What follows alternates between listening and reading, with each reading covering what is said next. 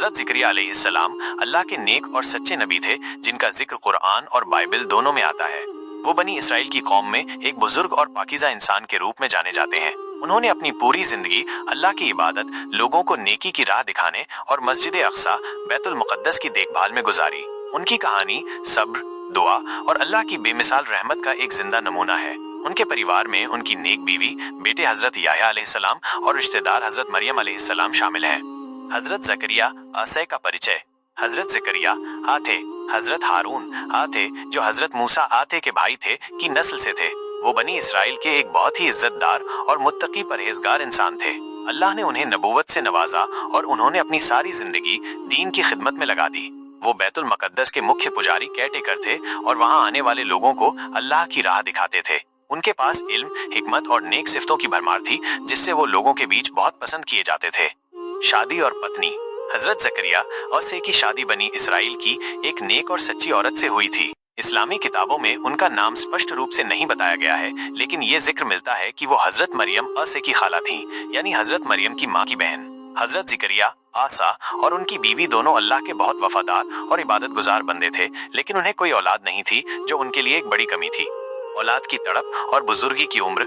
हजरत ज़करिया आसा और उनकी पत्नी ने उम्र भर अल्लाह की इबादत की, लेकिन संतान का सुख उन्हें नसीब नहीं हुआ। अब वो बहुत बूढ़े हो चुके थे और उनकी बीवी भी बुढ़ापे की उम्र में थी। इसके बावजूद हजरत ज़करिया औसा के दिल में ये ख्वाहिश बाकी थी कि एक नेक औलाद हो जो उनके बाद नबूवत और इमामत की जिम्मेदारी संभाले। उन्होंने बड़े ही दर्द और तवज्जो के साथ अल्लाह से दुआ की, ऐ मेरे रब, मुझे अपनी तरफ से एक नेक औलाद अता फरमा, बेशक तू ही दुआ को सुनने वाला है। सूरह आले इमरान 38।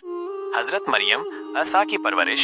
हजरत ज़करिया आसा को अल्लाह ने हजरत मरियम आसा की परवरिश की जिम्मेदारी भी दी थी। हजरत मरियम का बचपन में ही यतीम हो जाना और फिर उनकी माँ हन्ना का ये नजर मानना कि वो अपनी बेटी को अल्लाह के घर की सेवा में दे दें, ये सब अल्लाह की मर्जी से हुआ था।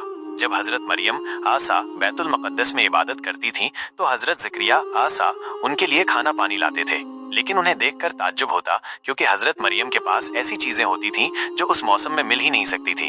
उन्होंने पूछा, ऐ मरियम, ये रोजी तुम्हें कहाँ से मिलती है? तो हजरत मरियम ने कहा, ये अल्लाह की तरफ से है, बेशक अल्लाह जिसे चाहता है बेहिसाब रोजी देता है। सूरह आले इमरान 37।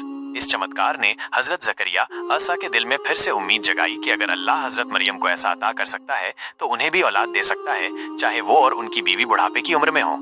दुआ और अल्लाह की कबूलियत। हजरत ज़करिया आसा ने उस वक्त अल्लाह से दिल से और गुप्त रूप से दुआ की और अल्लाह ने फौरन जवाब दिया, ज़करिया, हम तुम्हें एक बेटे की खुशखबरी देते हैं, उसका नाम याह्या होगा। हमने इससे पहले किसी को ये नाम नहीं दिया। सूरह मरियम 7। हजरत ज़करिया आसा हैरान हुए और बोले, ऐ मेरे रब, मुझे बेटा कैसे होगा जबकि मेरी बीवी बांझ है और मैं बहुत बूढ़ा हो चुका हूँ? अल्लाह ने फरमाया, ऐसा ही होगा, अल्लाह जो चाहता है करता है। हजरत याह्या आसा की पैदाइश। कुछ ही समय बाद अल्लाह के हुक्म से हजरत ज़करिया आसा के घर हजरत याह्या आसा का जन्म हुआ। ये अल्लाह की तरफ से एक करामात चमत्कार थी। हजरत याह्या ऐस बचपन से ही नेक, पाक और बहुत ज्यादा इल्म वाले थे। उन्होंने कम उम्र में ही नबूवत पाई और लोगों को अल्लाह के रास्ते की दावत देने लगे। उन्हें बाइबल में जॉन द बैप्टिस्ट के नाम से जाना जाता है। हजरत याह्या आसा की विशेषताएं। उन्हें बचपन से ही हिकमत ज्ञान दी गई थी। वो बहुत ज्यादा परहेजगार थे। वो न कभी झूठ बोलते, न ही किसी का दिल दुखाते। उन्होंने कभी खेल कूद और बेफिजूल कामों में वक्त नहीं गंवाया। उन्होंने अपनी जिंदगी को सिर्फ अल्लाह की इबादत और दीन की खिदमत के लिए वक्फ कर दिया। हजरत याह्या आसा और हजरत ईसा आसा। हजरत याह्या आसा और हजरत ईसा आसा आपस में रिश्तेदार भी थे और दोनों ही नबियों की दावत एक जैसी थी, तौहीद, एक अल्लाह की इबादत और सही राह पर चलने की। हजरत याह्या ने हजरत ईसा की नबूवत की तस्दीक पुष्टि की थी। हजरत याह्या आसा की शहादत। हजरत याह्या आसा ने एक बादशाह को गलत काम हराम शादी से मना किया था, जिसके बदले में बादशाह की औरत की साजिश से उन्हें शहीद कर दिया गया। उनकी शहादत अल्लाह के रास्ते में दी गई सबसे पाक कुर्बानियों में से एक है।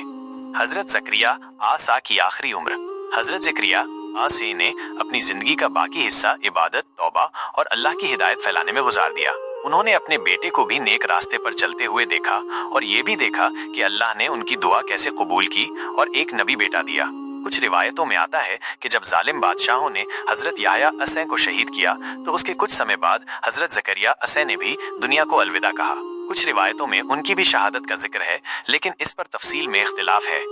हजरत जकरिया असै का परिवार सदस्य हजरत मरियम अलैहिस्सलाम इस्लाम और ईसाई धर्म दोनों में सबसे पवित्र और सम्मानित हस्तियों में से एक हैं। वो हजरत ईसा अलैहिस्सलाम की माँ थीं और उनका जीवन अल्लाह की अजीम कुदरत, उसके फैसले पर अटूट भरोसे और बेमिसाल सब्र की मिसाल है।